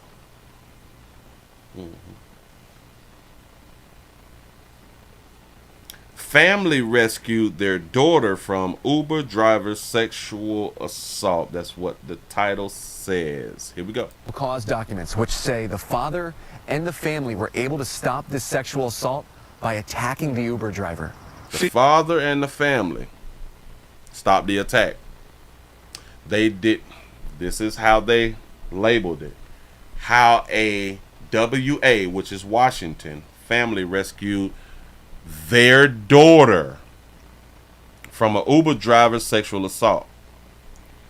Why they didn't say that how a father and family, like why didn't they title it a father and family rescued his daughter? Because it's not their daughter. They say a family rescued their daughter. If it was a father, because they didn't say a mother, so it's a father, so a mother wasn't there. I don't know why they said their daughter. Strange to me, but go ahead. Which say the father and the family were able to stop this sexual assault by attacking the Uber driver. We do not want to give men, we do not want to give fathers credit. We just don't. 58-year-old Ahmed Ali, an Uber driver accused of a heinous crime. Where they're asking that the court find probable cause for rape in the 2nd degree and kidnapping in the 1st degree. Probable cause documents I obtained say Ali picked up a woman from a bar who was too intoxicated to get home herself. The victim relying on Ali's service as a rideshare driver to get back safely. Instead, documents say Ali used his Uber app to make it seem like he dropped the victim off, then drove here to this secluded location outside of Olympia and raped the victim. She is fearful if he is released, or expressed that she would be fearful if he is released. The probable cause documents say the family of the victim got worried when the woman did not return home. The father, using his phone, tracked his daughter's location to the scene of the assault and found the victim naked in the back seat of Ali's car, with Ali scrambling back to the front seat, trying to pull his pants up. That there is a substantial danger that the defendant will commit a new violent crime, and this is based on the nature of these allegations. Documents say the victim's family beat up Ali, and at least 2 shots were fired. Investigators say Ali tried to flee the scene, despite medics saying he needed help.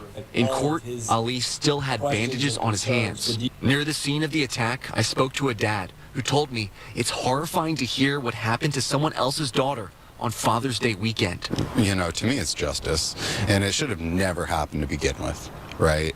That it's just disgusting, but I'm glad the dad was able to be there. The suspect is a father himself of 5 children. The courtroom was packed with family and neighbors in support of Ali. Investigators say Ali's daughter actually reported her father missing to police on the day he's accused of raping someone else's child. A judge found probable cause for both of those crimes. They now have about 3 days to file official charges. In the meantime, Ali is held on a $100,000 bond. You can count on continued coverage as we learn more in this case. Reporting here in Olympia, I'm AJ Janiva, Fox 13 News. Back it up. Say the father. Back it up. Can't let that there go. You say not our Muslim brothers taking it. No. And the family were able to stop this sexual assault by attacking the Uber driver. 58-year-old Ahmed Ali, an Uber driver accused of a heinous crime. Where they're asking that the court find probable cause for rape in the 2nd degree and kidnapping in the 1st degree. Probable cause documents I obtained say Ali picked up a woman from a bar. Which is good that the woman did not drive home intoxicated. That's a very, very good choice. From a bar. Who was too intoxicated to get home herself. Too intoxicated to get home herself, but she was able to get a Uber. So she wasn't able to call family, or she decided to not call family, so she called a Uber. Got it? The victim relying on Ali's service as a rideshare driver to get back safely. Instead, documents say Ali used his Uber app to make it seem like he dropped the victim off. Marking such and such as dropped off in the Uber app, yet continuing to transport her to another location. Got it. Shout out to Sensei for the $5 super chat. He said, you find the dude on your daughter naked and he's still alive. He said, news right, he ain't no father. Uber driver should be on the Uber to the afterlife. You have an excellent point right there. You know I'm finna get round to it. I'm just shocked, but here we go. Then drove here to the secluded location outside of Olympia and raped the victim. So he marked that she was dropped off. So in my mind, she was in the back seat and she was probably intoxicated. Well, she was intoxicated and she had done passed out or something. She went night. I got it. Bam. He had time. Fearful if he is released, or expressed that she would be fearful if he is released. The probable cause documents say the family of the victim got worried when the woman did not return home. The family of the victim got worried when she did not return home. Ask yourself this right here. At what time did y'all get concerned? Or did y'all know that she was catching the Uber home? Because in my mind, that's kind of like the only way that y'all could have got concerned so quick that she didn't make it home, by her contacting y'all and saying, well, hey, I'm finna get an Uber and I'm gonna be home like in 20-30 minutes or something like that right there. That's the only way in my mind that you all could have been concerned so fast and then be able to catch up with him while he was in the act. Makes sense. That makes sense right there. I think that makes sense. But the father checked her location on his phone and saw her location was at 11600. Got that right there. I got another issue. Typically, if you have a tracker, a location, because this is an iPhone thing, if I'm not mistaken, a location on your daughter's phone, then a lot of times that will fall under that she still live at your house. I think that that's typically how that happens. If y'all live in the same house, then all right, y'all track each other location and stuff like that, you know, to stay safe. But then again, I gotta ask this question: why in the hell is your daughter out getting drunk? Why is your daughter out getting? If she's out getting drunk, then she is an adult. And if she's an adult, why she still stay at home? And if she still, yeah, she probably got kids. I don't. But your daughter still stay at the crib, but she's out getting drunk, and then put her life on the line, put her life in jeopardy because we be trusting Uber drivers and Lyft drivers and people to drive us around while intoxicated. Go ahead. Using his phone, tracked his daughter's location to the scene of the assault and found the victim naked in the backseat of Ali's car. Found the victim. He found his daughter naked in the back of his car. With Ali scrambling back to the front seat, trying to pull his pants up. So you done pulled up on your daughter in the back seat, bucket naked. Ali pulling them pants up. They never said whether she was drunk when the daddy had them pulled up, right? They didn't say whether she was in a fight for her life or was she passed out. They never said any of that right there. He just saw his daughter naked and him pulling up his pants. I wonder if he saw his daughter passed out. Because if she wasn't passed out, if she was not passed out, then it could have been said that she consented. If she wasn't passed out. I don't know if she was passed out. Right. Fully naked and Ali jumping over the center console from the back to the front of the vehicle. She said it appeared as if he was trying to hold his pants up. Who is she? Ali was reportedly assaulted by the family as they tried to get him away from, I guess, her. Hence his injuries when contacted by deputies. Go. There's a substantial danger that the defendant will commit a new violent crime, and this is based on the nature of these allegations. You say she's naked, that's enough. I really can't just go on that right there because around here, remember, we think different. Because, watch this, if they jumped on the man and she's consenting, yeah, like what if she was consenting? I don't if she was not passed out, I can logically think there's a possibility that she consented. And then because her daddy pulled up, she want to play the victim. I got another question. Watch this. So the daddy, the family, has noticed that she hadn't made it home yet, right? So you mean to tell me, which they did not say, so the father tried to call the daughter multiple times. They never said that. No. They found the location. They saw the location on the phone and they just went to the location. They didn't try to text, call, write a letter, send it by pigeon. None of that. They just jumped in the car and headed on around them. This is not me saying that this man did not do what they saying that he had done did. I'm just pointing out there's just some things missing. Yeah, you say caught in the act. We know females be lying. Think about it.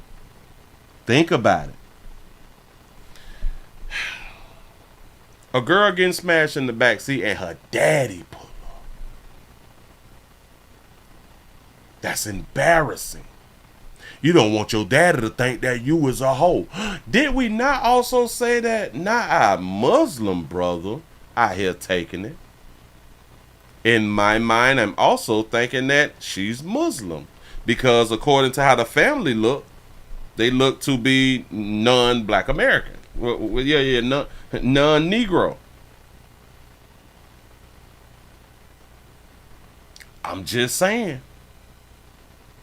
And maybe in that culture, you don't want to be looked at as a whore. But then again, I got to think about this right here too. She was out drinking. Isn't that against the culture too? I'm just confused. listen, if it was grape, then it's grape. Fine with that. But you're not gonna you is not gonna have me to not think it all the way through. I'm sorry. Documents say the victim's family beat up Ali, and at least 2 shots were fired. Investigators Think about that right there. The family beat Ali up. Pop, pop, pop, pop, pop. Get off her.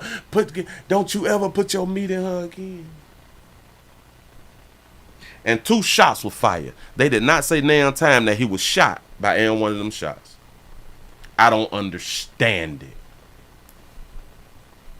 say Ali tried to flee the scene, despite medics saying he needed help. In court, Ali still had bandages on his hands. He had bandages on his hands and his face. His face, these maybe black eyes or something like that, but it really don't look like they really beat him up. In a situation like this, the way you think that your daughter has been raped,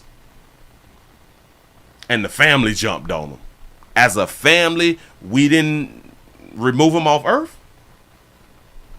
Or we didn't have him in a position of where he could not even sit in a chair in court or in jail. This is what we call beating someone up after we slid up on him hunching or finishing. Doing what he was allegedly doing to the daughter. You say, was she a virgin saving herself for her daddy? You wild for that right there. Could be a possibility though, but go ahead. His hands. I don't put nothing past nobody. In case y'all new around here, I think different. Scene of the attack, I spoke to a dad who told me it's horrifying to hear what happened to someone else's daughter on Father's Day weekend. You know, to me it's justice, and it should have never happened to begin with. Say he did not count on someone waiting for her at home. My problem, they never said that the daddy called the daughter. Right? It's just disgusting, but I'm glad the dad was able to be there. I can almost say this right here. Maybe the daddy was controlling. Saying, okay, you want to go and get your little drink? You go ahead on and get your little drink, and when you finish, you call the Uber. You let me know that you was on your way home, yada, yada, yada. You bring your behind home. But I don't think that a father would do that either. You know what I'm saying? Because she is an adult. She have to be at least over 21 to be where she was drinking. Becht is a father himself of 5 children. The courtroom was packed. He got a father of 5 children, so I'm looking at the people inside of the courtroom. So they is Middle Eastern brothers and sisters, have no idea, but not FBA, like y'all be out here saying. Not FBA. With family and neighbors in support of Ali. Investigators say Ali's daughter actually reported her father missing to police on the day he's accused of raping someone else's child. So stop. So the father has not been home. The one who was accused, Ali, his daughter. I just want y'all to be understanding. So your daughter ain't seen you in at least 24 hours and she put out a missing report. Question. Did the daughter try to call her daddy before she put a missing report out? I am so confused by you good people. He drives for Uber. How hard it is to find your daddy, baby? Daughter actually reported her father missing to police on the day he's accused of raping someone else's child. Unless they beat him and he wasn't found for like 2 or 3 days or something, then I can give him that right there. But that's not what happened. That's not what happened. A judge found probable cause for both of those crimes. They now have about 3 days to file official charges. And say folks keeping hard tabs on each other. Listen, the story don't make sense. I'm not telling y'all to not believe all women. I'm telling you the story don't make no doggone sense. To get back safely. Instead, documents say Ali used his Uber app to make it seem like he dropped the victim off. And how can you do that? Use your Uber app to make it seem like you dropped somebody out. You say he looks European, Ethiopian. My bad. How do you go in your Uber app to make it seem like you dropped somebody off when Uber tracks where you go?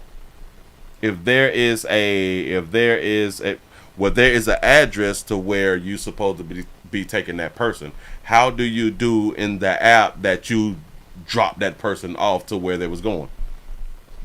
I don't know. Maybe there is a way. I have no idea. I don't drive for Uber. Makes no sense, but just because I don't know it doesn't mean that you can't do it. I don't know. Then drove here to this secluded location outside of Olympia and raped the victim. You say, so the daughter called home and told someone that she was going to take a Uber home. When she did not arrive, they went to search for her. My question is, did she get a grape kit? They didn't say anything about that either. I don't understand.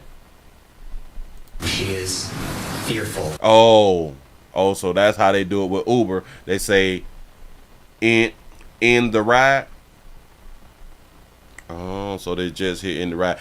All right, because you can make a destination, but somebody can say, you know what, drop me off right here. I get it. All right, go. Of Olympia and raped the victim. She is fearful if he is released, or expressed that she would be fearful if he is released. The probable cause documents say the family of the victim got worried when the woman did not return home. The father using his phone. I don't understand. The family got worried when she did not return home. But like I had to say earlier, the only reason that the family could have gotten worried is because she reached out to them and say, I'm on my way home. I'm finna catch an Uber. That's it. But my problem is they never said that the father called the phone. He checked the location. He didn't call the phone. That's the part right there that just bothered me. Tracked his daughter's location to the scene of the assault and found the victim naked in the back seat of Ali's car, with Ali scrambling back to the front seat, trying to pull his pants up. I wonder what this is gonna turn into.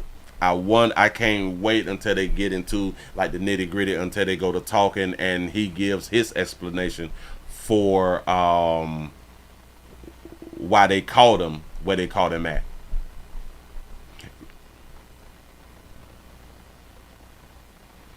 Say yes, she has to say that she got home on her app. You say that you use Uber, but they said that he did it from his end. He said it from his end, marking that he dropped her off. Documents say Ali used his Uber app to make it seem like he dropped the victim off, then drove here to this secluded location outside of Olympia and raped the victim. She is fearful if he is released, or expressed that she would be fearful if he is released. The probable cause documents say the family of the victim got worried when the woman did not return home. The father, using his phone, tracked his daughter's location to the scene of the assault and found the victim naked in the back seat of Ali's car, with Ali scrambling back to the front seat, trying to pull his pants up. I'm gonna leave it right there. Information is missing. Information is missing, and there's questions that I have that I cannot get answered. And that's a doggone shame. So we're gonna have to wait for like the update or something like that right there in the future. Ladies, I keep trying to also tell people, do your alcohol at the crib. We could do every other essential product out and about. I get that right there. Enjoy. Get your shoot up on. Get your popping pills on. Get your snort and all that fly shit. You can do that outside. But when we talking about that doggone liquor though, try to do that at the crib, y'all. And I do understand, well, you don't want to wait until you get too drunk to call an Uber and leave. The problem is we don't know when we is too drunk. We just don't know when we too drunk, you know. You could be drunk, but you're not drunk. You know what I'm saying? Like, we don't know because we've been had too many, and a lot of times it takes a while for it to kick in. You say never take a ride with anyone called Ali, ladies. Don't do it. You say her female family members ordered her the Uber ride, and then they all went to another bar without her, got home and realized that she never made it home. It's a doggone shame what be going on out here in these streets. Listen, man, y'all give yourselves a pat on the back. Y'all done made it to the end of the Midday News on this wonderful Tuesday. June the 18th, 2024. Tomorrow is Juneteenth. It's supposed to have been celebrated tomorrow, which a lot of people, they will celebrate it because they're not gonna, because it's not the weekend, they're not gonna be able to barbecue and all that fly stuff right there and act like they really did care about what Juneteenth is all about, because that's how we be out here faking and playing out here in these doggone street, that we really do even understand what Juneteenth was about. You know, you say, well, I disagree. We always blaming it on the alcohol, and when we indulging, we know we are adults. Oh, no. I am in agreement. I am in agreement that we blame it on alcohol. But for the most part, I would say the majority of the stuff that we do on alcohol, we know it. The majority of the stuff that we do, we know exactly what we're doing. Yep. It's that pass out part that really just mess it up for everybody. That passing out and shit, we done had too many then. Like, then I guess we can kind of blame it on the alcohol. Well, hell, we got to blame ourselves, but it's the alcohol that have us on pass out mode, on night time. You say, I just went to Texas for my daughter's 21st birthday. Her friend was coming over and refused to ride in a Uber by herself. We had to go and pick her up. I see why now. I'm trying to tell you. Ladies, it's difficult for you all to protect yourselves. It's difficult for you all to protect yourself. But I would just say this. For you ladies who is catching these rideshare things, have you a weapon? Don't be intoxicated. Because it is very, very rare that something happens to women when they're not intoxicated in these ride sharing things. We hear a lot of stories about women being intoxicated while being in Ubers and Lyfts. Having problems while being in Ubers and Lyfts because they are intoxicated. That's the problem.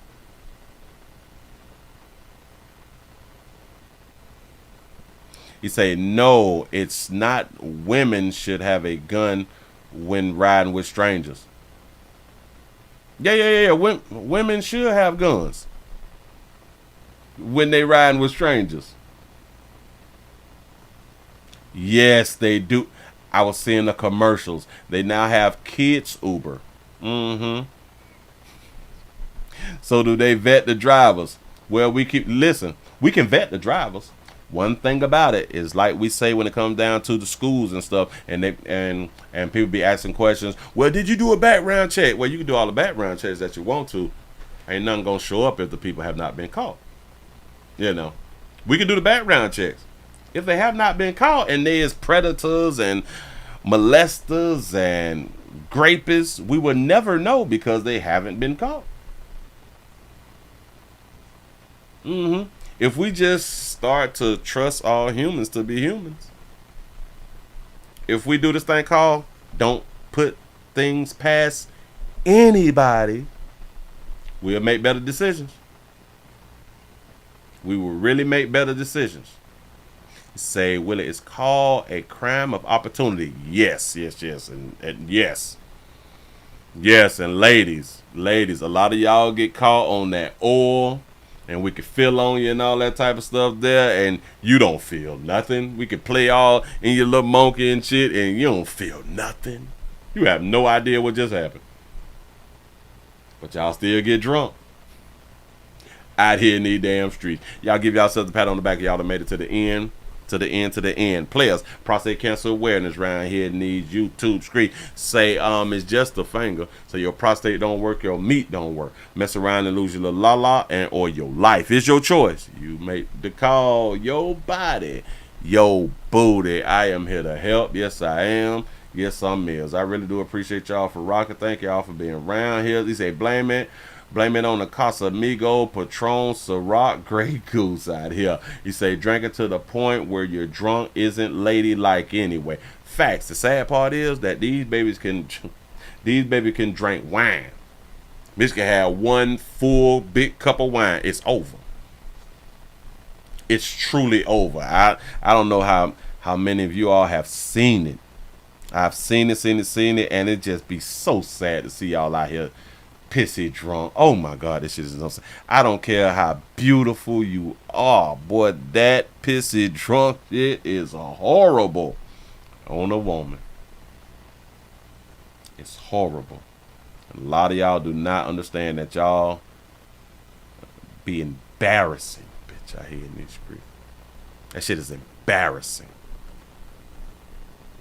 We need one more to hit 400. We need one more for the 400 thumbs up. We have not hit 400 in a real long time. It almost made me want to go a whole nother hour, but I said no, because I got to do some other stuff out here in these doggone streets. Damn it, give y'all a pat on the back because y'all done hit 400 thumbs up. That's what I'm talking about. I appreciate that type of support right there. Thank you. Maybe now it can spread around and other people can know that we be around here having us a good time and doing this news the way that the news should be done, in my opinion. Bam. Thank y'all for being, for also checking the player out on twitch.tv.com, The Willie Williams Show. Thank you. Listen, I'm going to see y'all later. I might see y'all later. I don't know what's going on. But hopefully I'll see y'all later at 8 o'clock. Y'all come on around and check on your peoples. Y'all have a good one. I'm out of here, man.